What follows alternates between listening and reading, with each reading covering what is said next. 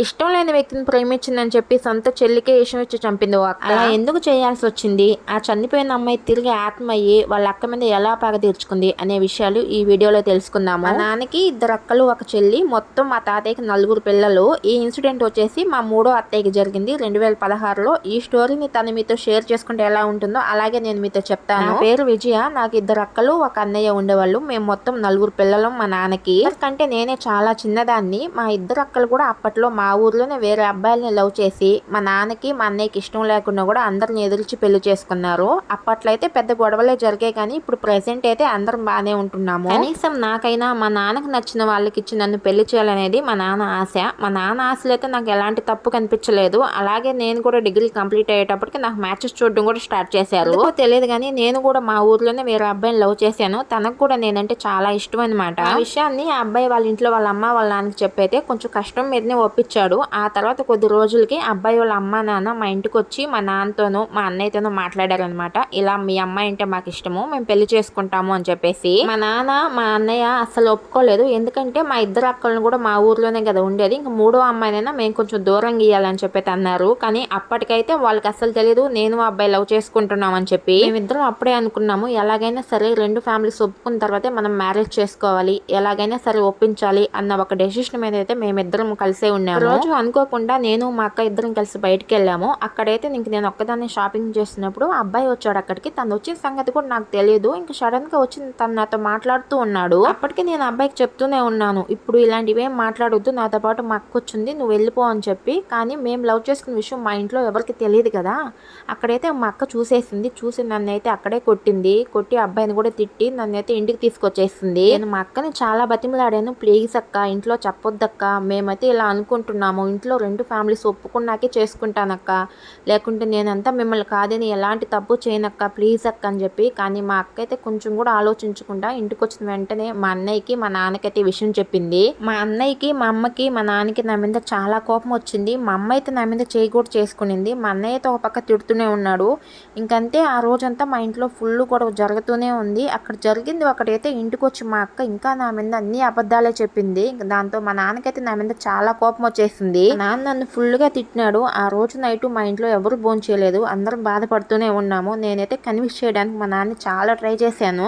నేను చెప్పేది ఒకటైతే మా అక్క ఇంకోలా అర్థం చేసుకుని వాళ్ళకి ఇంకా వేరేలా చెప్తుంది. వాళ్ళకి ఇంకా కోపం వస్తుంది నా మీద. నెక్స్ట్ డేనే మా బంధువులకి ఒక చిన్న ఫంక్షన్ ఉందన్నమాట. సో కొంచెం దూరంలో ఆ ఫంక్షన్కి అయితే మేమందరం వెళ్లాల్సి వచ్చింది.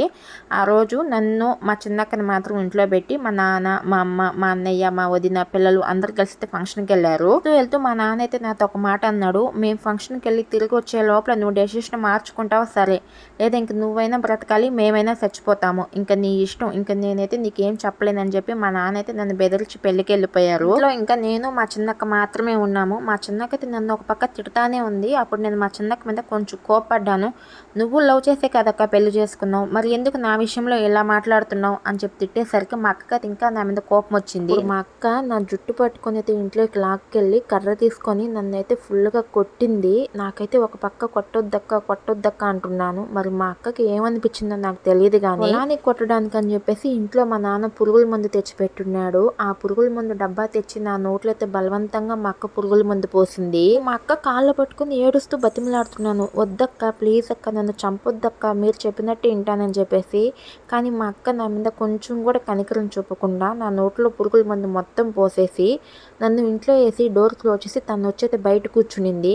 ఇంక నేను అరుస్తూ డోర్ కొడుతూ ఉన్నాను, అక్క ప్లీజ్ అక్క డోర్ తీయక్క, ఎవరైనా నన్ను కాపాడండి అని చెప్పి గట్టిగా అరుస్తున్నాను. ఇంకా నా మాటలు బయట వాళ్ళకి వినిపిస్తాయేమో అని చెప్పి మా అక్క మళ్ళీ ఇంట్లోకి వచ్చి నా నోటికి నా కాళ్ళకి నా చేతులకి అయితే బట్ట కట్టేసింది. డోర్ క్లోజ్ చేసి తనైతే వాళ్ళ ఇంటికి వెళ్ళిపోయింది అనమాట. ఇంకా నా పరిస్థితి ఆ టైంలో నేను అసలు మీతో చెప్పలేను, అంత దారుణంగా అయిపోయింది. అసలే నేను అన్నం తిని అప్పటికి 2 days అవుతుంది. ఈ పురుగుల మందు నా కడుపులోకి పోయేసరికి ఒక పక్క మంట, నోట్లో నుంచి నురుగొస్తుంది, కాళ్ళు చేతులు 2 మా అక్క వెనక్కి పెట్టి కట్టేసింది. నాకు ఏం చేయాలో అర్థం కాలేదు. ఒక పక్క కళ్ళు తిరుగుతున్నాయి. ఇంకెళ్ళిన మా అమ్మ మా నాన్న తిరిగి ఇంటికి వచ్చే టైంకి మా అక్క నా దగ్గరకు వచ్చి నా నోటికి నా కాళ్ళకి చేతులకి నా తాళ్ళు అయితే మొత్తం ఇప్పేసి ఏం తెలియనట్టు డోర్ ఓపెన్ చేసి పెట్టయితే తను వాళ్ళ ఇంటికి వెళ్ళిపోయింది. ఇంకా అప్పటికే దాదాపు నా కళ్ళు అయితే మూతలు పడిపోతున్నాయి. నాకు అర్థమవుతుంది నేను ఇంక బతకను అని చెప్పేసి. ఇక్కడ నుంచి మా అత్త స్టోరీ నేను మీతో షేర్ చేస్తాను. మేము ఇంకా ఫంక్షన్కి వెళ్ళి ఇంటికి వచ్చే లోపల ఇంట్లో అయితే ఎవరు లేరు, డోర్ అయితే ఓపెన్ చేసి పెట్టుంది. ఇంకా మా నాన్నమ్మ అయితే ఇంట్లోకి వెళ్ళి చూసిందనమాట. ఇంకంతే ఒక్కసారిగా గట్టిగా అరిచేసింది. అందరం కూడా ఇంకా ఇంట్లోకి వెళ్ళి అయితే చూసాము. ఇంకా అప్పటికే మా చిన్నత్తకి నోటి నుంచి నురుగొచ్చేసింది, ఇల్లు మొత్తం వామిటింగ్ చేసేసుకోంది, కళ్ళు మూతలు పడిపోయి ఉన్నాయి, పడిపోయి ఉంది అనమాట. ఇంకా మాకు ఆ టైంలో ఏం అర్థం కాలేదు. ఇంకా వెంటనే మా అత్తయ్యని అయితే తీసుకొని హాస్పిటల్కి అయితే వెళ్ళారు. మా నాన్న, తాతయ్య, మా నాన్నమ్మ అందరు కలిసి. వెళ్ళిన ఒక 10 నిమిషాలకు మా అత్తయ్య అయితే చనిపోయిందని చెప్పేసి మాకు ఇంటికి అయితే ఫోన్ వచ్చింది. అప్పుడు మేమందరం కలిసి వెళ్ళి మా రెండో అత్తయ్యని అడిగాం, అసలు ఏమైంది అత్తయ్య, నువ్వు ఎందుకు ఇంట్లో లేవని చెప్పి అడిగితే తనైతే నేను ఇంట్లో ఉన్నసేపు తను బాగానే ఉందిరా, ఇంక పిల్లలకి అన్నం పెట్టాలని చెప్పేసి నేను ఇంటికి వచ్చాను అంతే, నాకు ఇంకేం తెలియదు అని చెప్పేసి మా రెండో అత్తయ్య అయితే చెప్పింది. ఇంకా మాటలు కూడా మేమందరం నమ్మేశాము. అయితే ఇంక ఇంటికి తీసుకొచ్చారు. మేమందరం కూర్చొని ఏడుస్తూ బాధపడుతున్నాము. అప్పుడు కూడా మా రెండో అత్తయ్య ఏమంటుందంటే, ఆ అబ్బాయి లవ్ చేయడం వల్లే ఇలా అయింది, తన వల్లే మన అమ్మాయి చనిపోయింది అని చెప్పేసి గట్టిగా అరుస్తూ ఏడుస్తూ మాట్లాడుతుంది. వరకు మాకు మాత్రం తెలిసేదన్నమాట మా అత్తయ్య అబ్బాయిని లవ్ చేసిందని చెప్పేసి. అప్పుడు మాత్రం ఊరు మొత్తం తెలిసిపోయింది. అక్కడికి వచ్చిన ప్రతి ఒక్కరు మాట్లాడుకోవడమే, ఆ అబ్బాయిని లవ్ చేయడం వల్లే ఈ అమ్మాయి చనిపోయింది, అసలు ఏం జరిగిందని చెప్పేసి. ఒకటి జరిగితే ఇంక జనాలు ఏదేదో మాట్లాడుకుంటూ ఉన్నారు బయట. తర్వాత మా అత్తయ్యకి జరిపించాల్సిన కార్యక్రమాలు కూడా అన్ని జరిగిపోయినాయి. ఇంకా అందరం కూడా ఎవరి పనుల్లో వాళ్ళు ఉన్నాము. కానీ మా తాతయ్య, మా నానమ్మ మాత్రం ఎప్పుడు మా మూడో అత్తయ్యని తలుచుకుంటూ బాధపడుతూనే ఉండేవాళ్ళు. కొద్ది రోజులు గడిచిపోయిన తర్వాత ఇంకా మా మూడో అత్తయ్య కోసం అని చెప్పేసి ఇంట్లో కొంచెం బంగారు, తనకి పెళ్లి చేయాలని చెప్పేసి పట్టు చీరలు అన్ని కొనిపెట్టుండింది మా నానమ్మ. ఇంక ఇవి ఎందుకు అని చెప్పేసి మా ఇద్దరు అత్తయ్యలు కూడా ఇచ్చేస్తుంది. వాళ్ళిద్దరే వాటి రెండింటిని కూడా తీసుకున్నారు. మా అమ్మకి ఇస్తుంటే మాత్రం మా అమ్మ, నాకు వద్దులే, మీ చెల్లెలే కదా మీరు తీసుకోండి అని చెప్పేసి అనింది. ఆ గోల్డ్, పట్టు చీరలు, ఇంకా తన వస్తువులు మొత్తం కూడా మా ఇద్దరు అత్తయ్యలే తీసుకున్నారు. రోజు మా వీధిలోకి సోది చెప్పే ఆమె అయితే వచ్చింది. ఇంకా ఆమెను చూసి మా నానమ్మ అయితే పిలిచి అడిగితే అప్పుడు ఆమె ఒంట్లోకి అయితే మా మూడో అత్తయ్య వచ్చి ఎంతలా ఏడుస్తుందంటే అంతలా ఏడుస్తుంది. చుట్టుపక్కల ఉండే జనాలందరూ ఒక గుంపులాగా అయ్యారనమాట. అప్పుడు తను చెప్తుంది ఇలా, అమ్మ నేను ఇలా చనిపోలేదు, అక్క నన్ను ఇలా చేసిందమ్మా అని చెప్తే అస్సలు ఎవ్వరు నమ్మలేకపోయాము. మా అత్తయ్య ఇలా చేసిందంటే వెళ్ళి అడిగింది మా రెండో అత్తయ్యని పట్టుకొని, ఈ చెంప ఆ చెంప బాగా కొట్టేసింది, ఎందుకు ఇలా చేసావని చెప్పి. కానీ అప్పటికి కూడా మా రెండో అత్తయ్య మా నాన్నమ్మ ఎందుకు ఎదురు మాట్లాడింది, ఏంటి వాళ్ళు చెప్పేది నువ్వు నమ్మతావా, అయినా నేనెందుకు అలా చేస్తాను నా చెల్లిని, అసలు నువ్వు నన్ను నమ్మవా అని చెప్పి తిరిగి మా నాన్నమ్మ ఎందుకే గొడవకు వచ్చిందనమాట. ఇంకా మా నాన్నమ్మ కూడా కొంచెం ఏదో అర్థం కాక ఇంక సైలెంట్ అయిపోయింది. రోజు అమావాస్య, ఆ రోజు ఇంట్లో మేమందరం కూర్చొని నవ్వుకుంటూ మాట్లాడుతూ ఉన్నాం అనమాట. మా చిన్నత్తయ్య, మా పెద్దత్తయ్య, మా అమ్మ అందరం కలిసి. సడన్గా మా పెద్దత్తయ్య లేచి మా రెండో అత్తయ్య జుట్టు పట్టుకొని అయితే కొడుతూ ఉంది. మాకేం అర్థం కాలేదు, ఎందుకు కొడుతున్నావు, ఆగంటే అప్పుడు కూర్చొని తను గట్టిగా ఏడుస్తుంది. అడిగితే అప్పుడు చెప్పింది, నేను మీ విజయాన్ని అని చెప్పేసి. అప్పుడు చెప్పింది మా నాన్నమ్మ ముందు, అమ్మ అడుగమ్మా, దీన్ని అడుగమ్మా అని చెప్పేసి మా రెండో అత్తయ్యని చంప పట్టుకొని అయితే మా పెద్ద అత్తయ్య కొడతా ఉంది. చెప్పే నన్ను ఎందుకు చంపినావే, నువ్వు కూడా లవ్ చేసే కాదంటే పెళ్లి చేసుకునింది, ఎందుకే నా జీవితాన్ని నాశనం చేసావని చెప్పేసి. అప్పుడు చెప్తుంది మా రెండో అత్తయ్య, అవునమ్మా నేనే ఇలా చేశాను, కోపంలో చేశానమ్మా, కావాలని కాదని చెప్పేసి అప్పుడు ఏడుస్తుంది. ఇంకా ఆ మాటలకి ఒక్కసారిగా మా తాతయ్య, మా నాన్నమ్మ మేమందరం షాక్ అయ్యాము. అసలు ఎంత కోపం ఉంటే మాత్రం ఇలాంటి పనులు చేస్తారా అని చెప్పేసి. ఆ తర్వాత ఇంకా మేమందరం తను చెప్పిన మాటలైతే నమ్మినాము. నమ్మి ఇంకా మా రెండో అత్తయ్యతో మాట్లాడడం అయితే పూర్తిగా మానేసినారు మా తాతయ్య, నానమ్మ, మేము అందరం కూడా. ఇది మా లైఫ్ లో జరిగిన ఇన్సిడెంట్ అయితే ఇప్పటికి కూడా మేము మర్చిపోలేమన్నమాట.